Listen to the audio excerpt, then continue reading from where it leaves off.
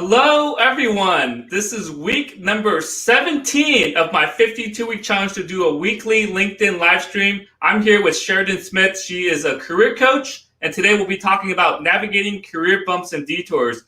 How are you doing today, Sharadon? I'm doing great. Glad to be here. Yeah, I really like the background there. Is that a quilt or what is that? It is a quilt, and it's on a frame that my parents made out of wood from their cabin. Wow, very cool. So, do you mind sharing a little bit about yourself for the audience here? Certainly, I'd be glad to. I probably call myself a Jane of all trades. I have a master's in organizational behavior. I've done a variety of things in my career, learning and development. And right now I work as a career counselor at one of America Job Center. Sometimes I almost always have side hustles going, as Stephen does for sure. He beats me out on this one, but I'm also an adjunct professor at Palo Alto University, and it gives me an opportunity to work with people in different career stages and just roll up my sleeves and jump in, which is what I love to do. Wow, that is amazing. You do wear many hats, so you got the 3 titles down there underneath your name. So we'll say hi to a few people that have joined us here. Hi, Gabe. Hope you're doing well. David, yes, okay, I'll take it. I'll call myself a legend. Hi, Maria. Maria joins most of my lives, so thanks for your support here. And then Janie, yeah, hope you're doing well as well. So I like to start all my LinkedIn lives with an icebreaker. Call them 2 truths and a lie. I'll go first. I'll share my 2 truths and a lie. I'll have Sharadon guess, and then have the audience guess, and we'll see if we get it right or not. And then I'll have you share your 2 truths and a lie. Does that work for you? Sounds great. All right. So let's see here. All right. So number 1. So I want to relate these, to career, my career so far. So number 1, I had an 18-month-long internship when I was in college. Number 2, I studied computer engineering in school, but didn't write code until my 4th job out of school. And then number 3, Lockheed Martin is my dream Lockheed Martin was my dream company, and that's where I've been working for the last 7 years. So if you're watching, put in your guess. Which one do you think is the lie? Sharadon, do you have any initial guesses so far? I'm going to guess number 3. I bet Lockheed Martin became your dream job once you started working there. Okay. So, yeah, if you're watching, guess which one is the lie. Sharadon thinks number 3 is the lie. Hi, Anna. Yeah, I don't know why it says you're a LinkedIn user, but I just want to say hello. So I'll give people another 10, 15 seconds here for you for them to guess which one is the lie here.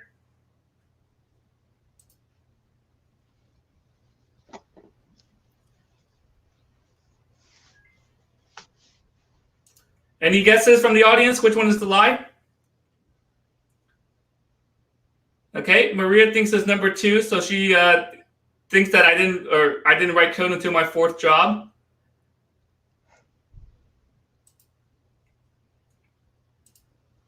Okay, Janie thinks it's number 2 as well. Give another maybe 10 seconds here for the guesses to come in. All right, Cindy, she works at Lockheed as well. She thinks it's number 2. Okay, so we got a lot of favorites here. Hi, Quinn. All right, I'm going to put this on the screen. So the audience thinks this number 2 is a lie. Sharadon thinks number 3 is the lie. And Sharadon, you are correct. Lockheed Martin was not my dream company. The reason why I am at Lockheed and the reason why I ended up working at Lockheed was they gave me a job offer 8 months before I graduated. So at that point, I didn't have any other offers on the board. I talked to a TA who used to work at Lockheed and asked for his experience. He had nothing but positive things to say. So I said, all right, I'll go take the offer. And I've been there for 7 years now, and I've had 5 different jobs. So that has helped keep me engaged and keep me excited doing different things as well. So yeah, Lockheed Martin was not my dream company, but I've really enjoyed my time there so far. So thanks everyone for guessing. Better luck next time. Sharadon, you want to share your 2 truths and a lie here? Certainly. So here are the 3. I love outdoor adventures, especially rock climbing and cliff jumping. I've lived in multiple countries outside the United States, and I've been in singing groups and choirs. Oh, wow. Very, very different interests here. Very different hobbies here. So again, if you're watching, put in which one you think is the lie for Sharadon here. Let me try to take my guess. This is hard because they're all so different. There's nothing related to it. You do wear many hats. So I believe number 3. I believe you've been part of many singing groups and choirs. I think that one is true. Number 1 and number 2 both sound exciting. I'm curious to see which story is true, and I want to learn a little bit more about it. So I want to say, I feel like it's more likely you've lived in multiple countries. So I want to say number 1 is the lie. Let me pull up the comments here. Robert thinks number 3 is the lie. He doesn't think you've been part of singing groups. Maria thinks it's number 1. She doesn't think you enjoy outdoors and rock climbing. This is Anna Morgan. She thinks number 3 as well, not part of the singing groups. And Janie thinks this number 1 is the lie. So we got a good mix here, number 1 and number 3.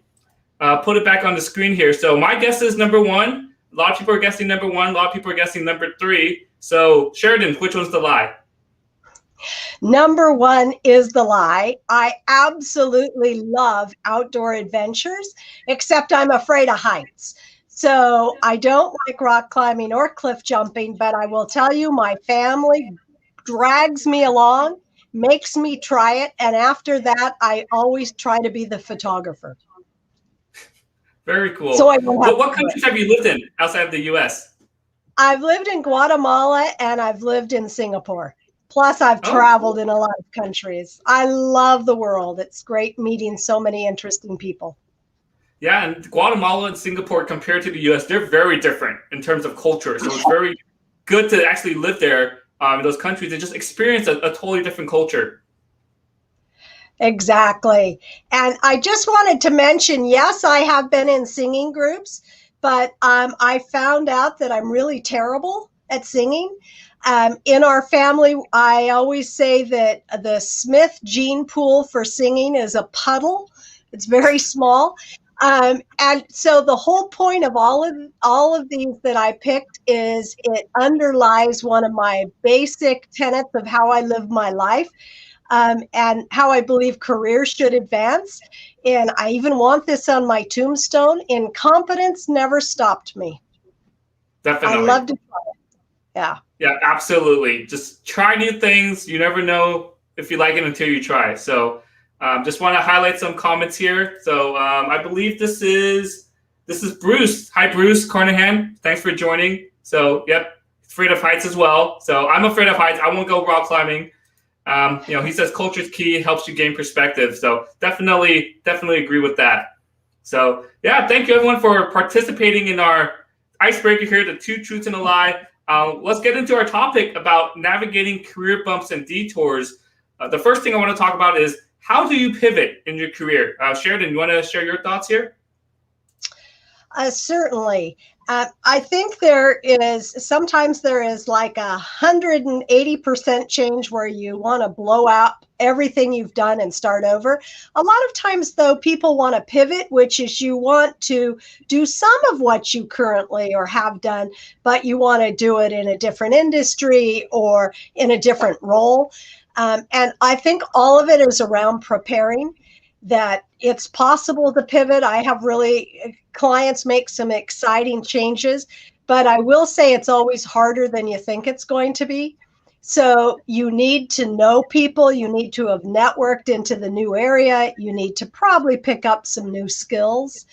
And upskilling is just key, even if you stay where you are, but in a pivot, it's critical. Definitely agree with you there. It's making a pivot. It's hard, right? Because a lot of jobs, they say, "Oh, you need 5 years of experience in this." Well, if you're changing industries, you might not have 5 years experience in medical devices or in defense or in aerospace or something like that. So it's very hard to make that pivot. On the flip side, you did mention this. There's a lot of skills that do transfer.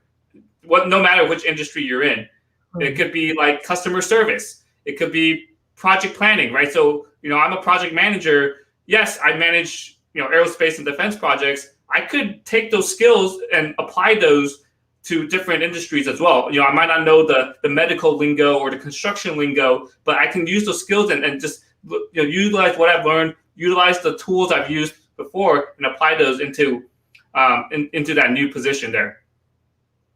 Yeah, and Stephen, one thing I'd say about that, it is so true. You definitely need to emphasize transferable skills.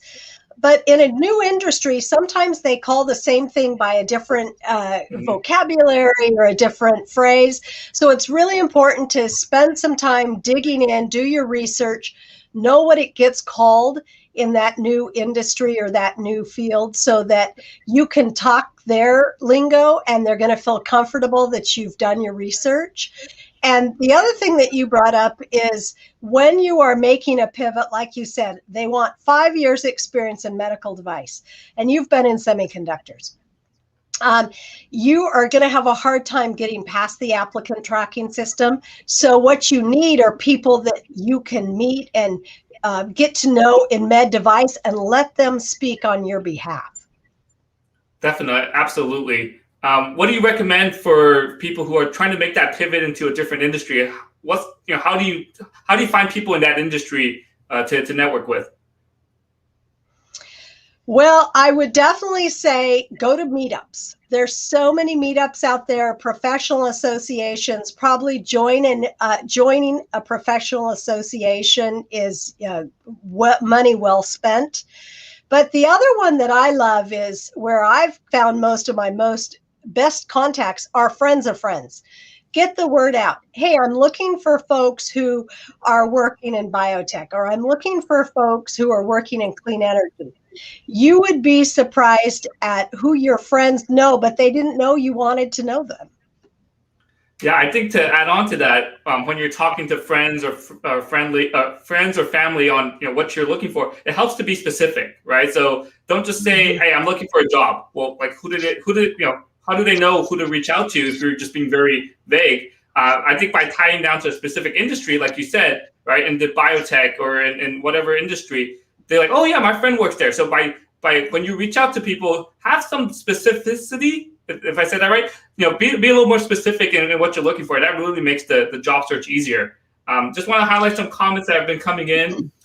Maria, yes, change careers, do it while you can. Add those exceptional transferable skills. Yes, there are a lot of skills, just like Sharadon said, that apply to many different industries, but they may call them differently there.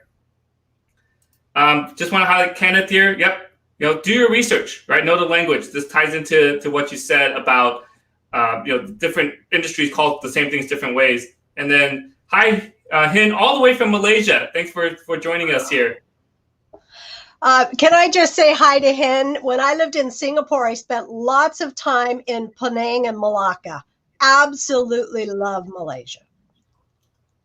Definitely, very cool. That's one of the places I want to go visit. When it's safe to do so. Southeast Asia, so Singapore, Malaysia, Thailand, all those countries there. So.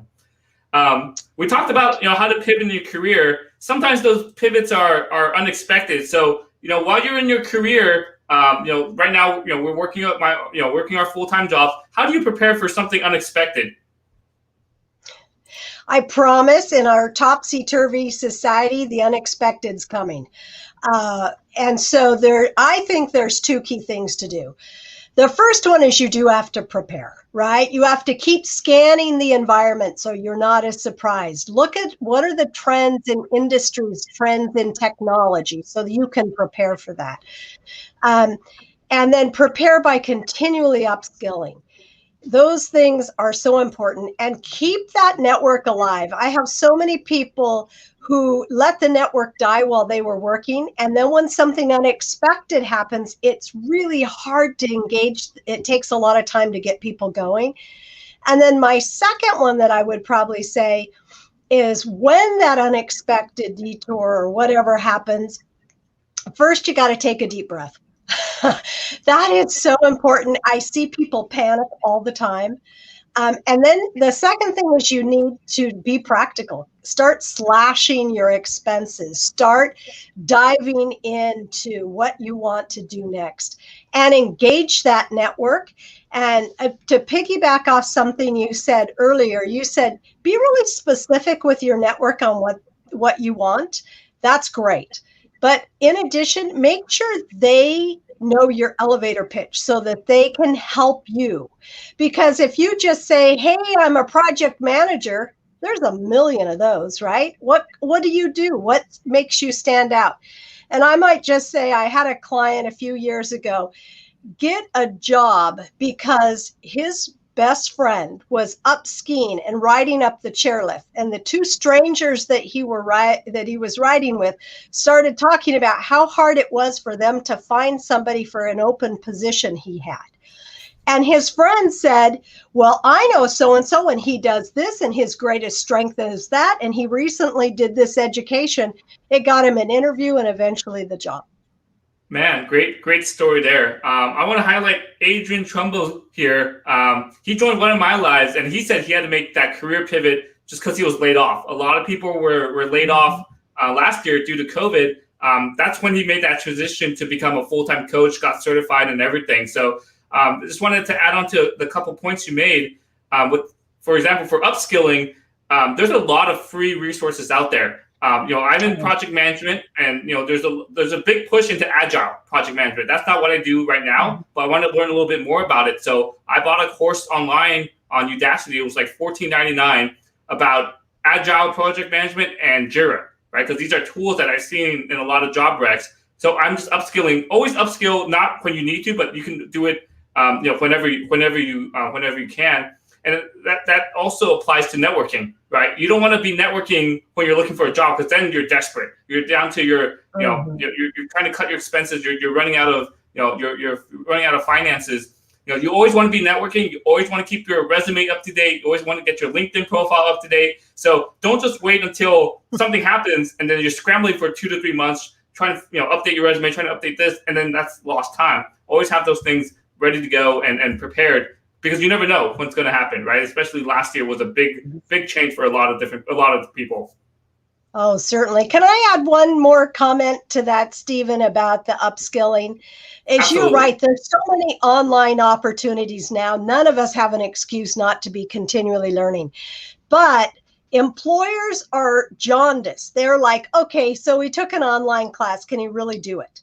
So I think there's two very important things you need to do to prove it, because almost all hiring managers are Missourians. It's the show me state. They have a show me attitude. You need to have projects. You need to have samples. You've got to have code on GitHub. You have to have a video. They really want to see that. And then the other thing is cert up. Get certifications. That gives them that calm assurance that if you say you know AWS, if you're AWS certified, they're going to feel like they can really work with you. Yeah, great point there. And it's a lot better. These certifications are a lot easier to get and a lot cheaper to get than a whole degree, right? This is why a lot of jobs require that 4-year degree or master's degree. By getting these certifications, it's actual proof that, hey, you know what you're doing, you know the skill as well. Want to highlight Maria's comment here. So if you're in California, just like Sheridan and myself right now, you can utilize this resource, Cal Careers, to help you browse through your next career options. So, we're just talking a little bit earlier about COVID. A lot of people got laid off, and as a result, a lot of people have unemployment gaps. When you're applying for jobs, when you're talking to people, when you're interviewing, how do you address these employment gaps? What's the best strategy for that, Sheridan? All right. Yes. And I'm going to just tell you, I have personal experience here. I took 8 years off to raise my daughters. What an adventure that was. But whether the gap is 8 years or a year, people are really worried. What did you do with your time, and can you still do the job?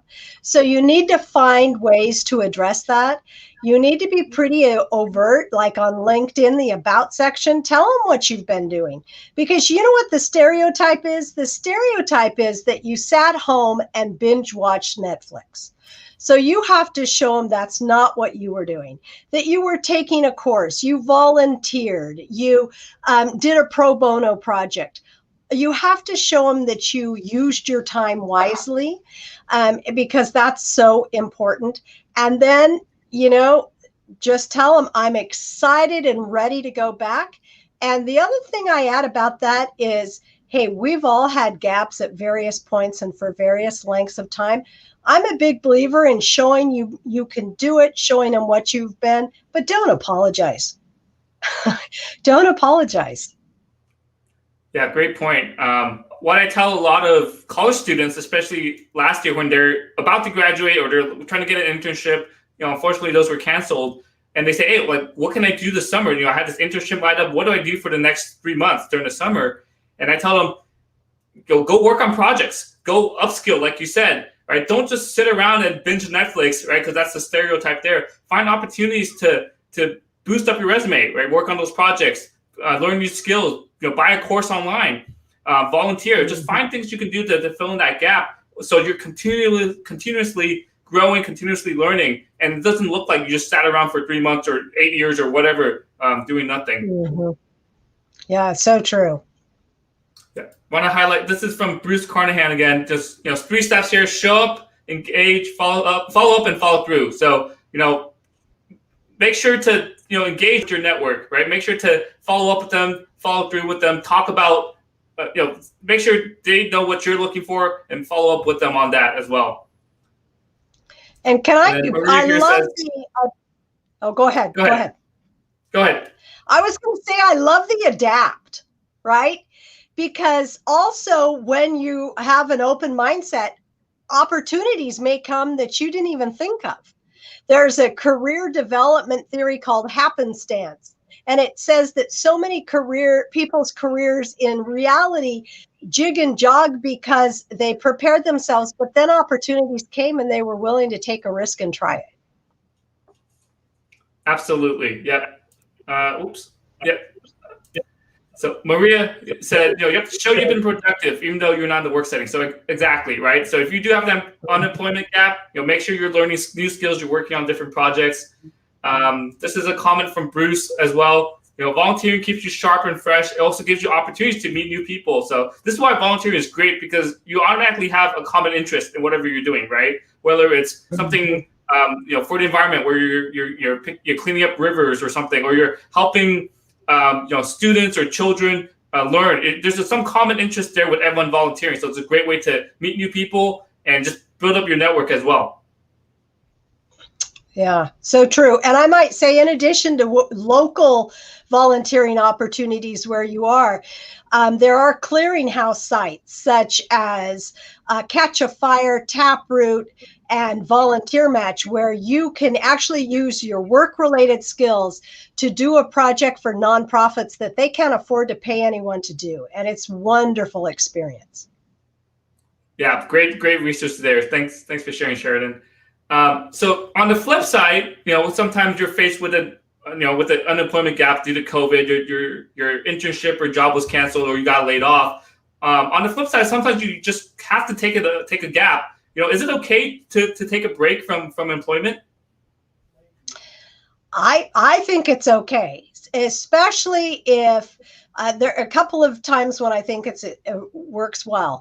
Is one, if your priorities shift. Right. So I have a number of clients who have ailing parents, and they need to dedicate a year to helping their parent. And that's important. And if they were trying to work and do that, they'd be totally distracted. Right. And also, if you're starting to get really burned out, and we know the world of work is crazy and wild, sometimes you can do that. Take a break, refresh, reset. I had a client who decided to take a year off, and she traveled all over the world, and she came back, and first she gained some new perspective. But the other thing she noticed is she said, wow, I'd forgotten how much I love to work. I am ready to jump in. Yeah, I can't say I took a break from employment, but I can say I took a break when I was doing my master's. I took the summer off, or I purposely took a summer off, and just like, wow, I can actually enjoy some free time. I can go on trips and just come back the next quarter in school and just be ready to go, right? I don't feel burned out because I'm not taking classes week after week with a week, with just a week break in between the quarters there. So taking those breaks are definitely good for your mental health, for your physical health. Gives you new perspectives, like you said, Sheridan, because we're just in that mode where it's just like, okay, Monday through Friday, we're work. Weekends, we're basically doing errands. And you're just stuck in that routine. You're stuck in that cycle. So by breaking that up and just getting a new perspective, being in a new environment, definitely helps. Yeah, I would say one of the things that employers are looking for when they want to hire someone, and they don't put this in the job ad, but they want to hire interesting people. And sometimes a break from employment gives you that opportunity to become more interesting, get those multiple perspectives. And that always shows really well when you're in interviews or when you start a job. I think it's very important to be interesting. And I always loved Reid Hoffman's idea of take an interesting person out to lunch, because not only does that help you be more interesting, but it increases your network. That was my New Year's resolution in 2019, was to take an interesting person out to lunch every month. And I met fascinating people, not in my field, new people, but many of these are people I've stayed connected with. Yeah, great point. I was going to add on top of that, the more different things you do, that when you actually go in for the interview, there's more opportunities for you to have some commonality with the person you're interviewing with, right? So maybe you travel to Europe during your year off, and they say, "Oh, I've traveled to Europe. What's the best country you visited? What was your favorite country?" So then you automatically build some rapport, which then makes the interview a lot more, I don't say easier, but a lot more casual, right? It's not as formal where it's two strangers like, oh, we actually have something in common. So maybe you picked up a new hobby, right? So, there's people who do house renovations for a year and they can talk about that experience, or they learn new skills in woodworking. So there's different things you can pick up during that gap that definitely, like you said, makes you more interesting, but also helps you relate more with even more people. Points of affinity. I always tell people you want to find multiple points of affinity. And then I want to highlight this comment here. This is from Eleni Nicolaides. She was on my live about 2 or 3 weeks ago, all the way from the UK here. So yeah, during that gap, work on yourself, network, volunteer, do courses online. So, always just find opportunities to grow and learn and get better, whenever you have a gap. So, and I wanted to give, go ahead. Can I give one last idea on this? Yeah, go ahead. All right. I honestly didn't make this up. This is a true story. My daughters and mom and I were going somewhere when we were in the Idaho mountains, and we had a plan, and we got close and the highway was closed down. We were going to turn around and go home, but we looked and there was a small road, dirt road off to the side. And no joke, the street name was Last Chance. And we said, how can you resist a road where it's named Last Chance? So we took that road. We had the most amazing opportunity. We found a lake. We saw vistas we never would have seen. And you have to think about the detours and the gaps that way. It's going to enrich your life. Absolutely, right? Sometimes, we have this path we want to follow for our career, right? We're just steadfast. We just got to follow this path, but you sometimes got to take detours. You got to take different routes to get to where you are. And by taking that career pivot, that detour, you gain a brand new perspective as well. So I agree with you there, Sheridan. Final thing I want to talk about here is, do you have any personal examples in your career where you had to navigate a career bump or you had to take a detour? Well, I'm just going to tell you about the time when I decided to stay home with my children. I kept a toe in I always did a few, 2 or 3 consulting projects every year. And I was a volunteer maniac at schools and things like that. And one day I was volunteering selling dance tickets at my daughter's middle school. And another mom was sitting next to me and we were chatting. And she said, "Oh, you know what? Your background's kind of interesting. We have an opening for a career advisor where I work. Would you be interested?" By the way, I had never held that title. I didn't even know her organization, but I went out and did research, tried to prepare myself, and jumped, or I would maybe say leaped, into a career pivot for myself, and it's been so much fun. Oh man, that's a great example, right? So I think this is why you should always have that elevator pitch ready and have that what I'm looking for, part ready, because you never know who you're going to run into, right? You just have that conversation with someone, and there you go. You get an opportunity there.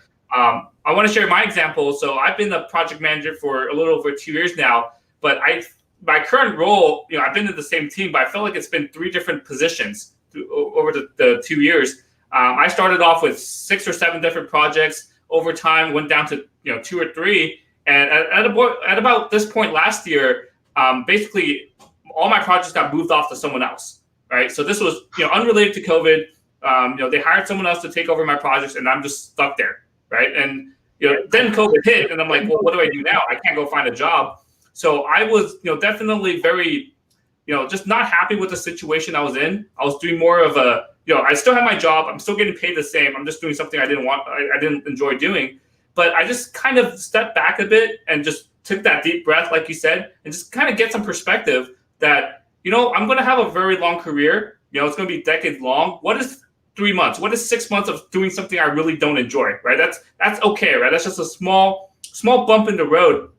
So, I did this technical assistant role that I didn't really enjoy, but I made sure I, did as best as I could in that position. And then, with some management change, I spoke to my new manager and I said, hey, I'm just looking for more projects. I'm not happy with what I'm doing right now, and just being honest about it. And, of course, as a manager, you want your employees to be happy. You want your employees to be able to grow. And, within a month, I got 3 new projects assigned to me. And those are the projects I'm working on since. So, just sometimes you hit those bumps in the road, and it's not what you exactly want to do, but go get that experience. Any job is experience, right? Maybe the only thing you learn is, hey, I don't like doing this, but at least you learn something from that experience as well. Oh, great. Yeah, that's a beautiful example.